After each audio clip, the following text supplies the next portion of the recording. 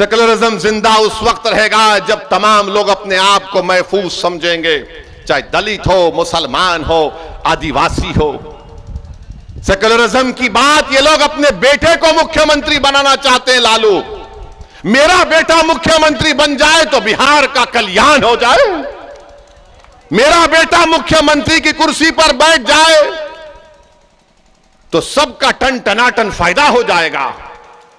मेरे भाई, ये कब तक खानदान और पानदान की राजनीति चलती रहेगी, ये आपको फैसला करना है। अख्तरुल ईमान का आपने हमेशा साथ दिया। अख्तरुल ईमान ही ने बता दिया आपको कि कैसे चार तो भाग गए, बंदरों की तरह दीवार कूद कर भाग गए। मैं उन चारों को कह रहा हूं कि आओ, निकल कर आओ सीमांचल की सरजमीन पर और बोलो ओवैसी के बारे में तुम में दम है तो बताओ, बताओ आके तुम लोग। और हद तो यह हो गई, यहां के जो विधायक हैं, यहां के जिसको आप और हमने उनके लिए बड़ी मेहनत की, आपने क्या क्या किया अल्लाह ही जानते हैं। वो क्या किए, तेजस्वी से दौलत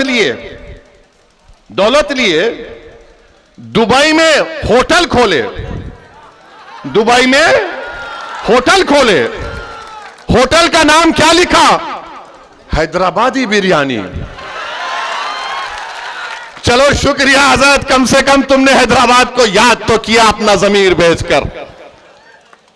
अब बताइए आप, ये कैसे लोग हैं। मगर हमारी तारीख गवाह है, करबला के मैदान में इमाम हुसैन को शहीद करने वाले गैर नहीं थे, मुसलमान थे। करबला के मैदान में इमाम हुसैन के साथ नमाज पढ़ते थे और नमाज के बाद आले रसूल पर तीर बरसाने वाले मुसलमान थे। टीपू सुल्तान को शहीद करने वाले गैर नहीं थे, मुसलमान थे। सिराजुद्दौला को नुकसान पहुंचाने वाले मुसलमान थे। तो हर दौर में यजीद, मीर जाफर और मीर सादिक रहेंगे, मगर हमको उनसे सबक हासिल करना है।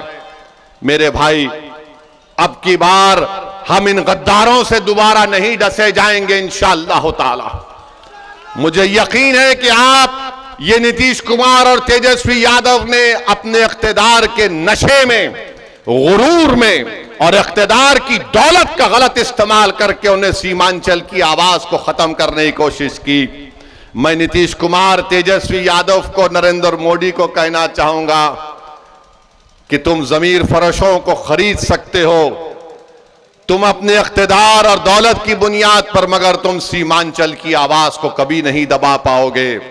सीमांचल की आवाज उठेगी इंशाअल्लाह ताला, सीमांचल की लड़ाई जारी रहेगी। मैं मर भी जाऊंगा, मैं खबर में, मेरी जिस्म गल जाएगा मट्टी में, मगर सीमांचल की आवाज गूंजती रहेगी इंशाअल्लाह ताला। ये हमारा मकसद है। हम कोई राजनीति सिर्फ सत्ता में या इख्तिदार की कुर्सियों पर बैठने के लिए नहीं करते। हम सत्ता या राजनीति इसलिए करते हैं ताकि आपका फायदा हो सके, मजलूमों को इंसाफ मिल सके।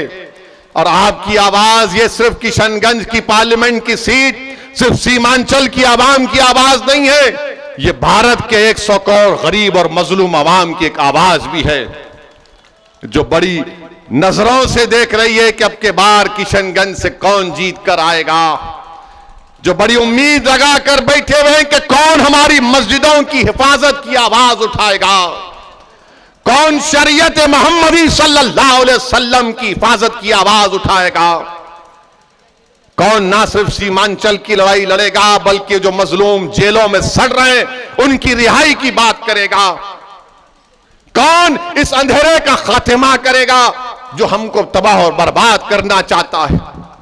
तो मेरे अजीज दोस्तों और बुजुर्गों, मेरी आपसे एक ही गुजारिश है कि लोकसभा के चुनाव में आप अख्तरुल ईमान साहब को अपने वोट देकर यहां पर उनको कामयाब करिए। और इंशाअल्लाह ताला मुझे यकीन है कि हैदराबाद और औरंगाबाद और किशनगंज और दूसरे मुकामात पर हम अभी फैसला नहीं किए, हम फैसला करेंगे।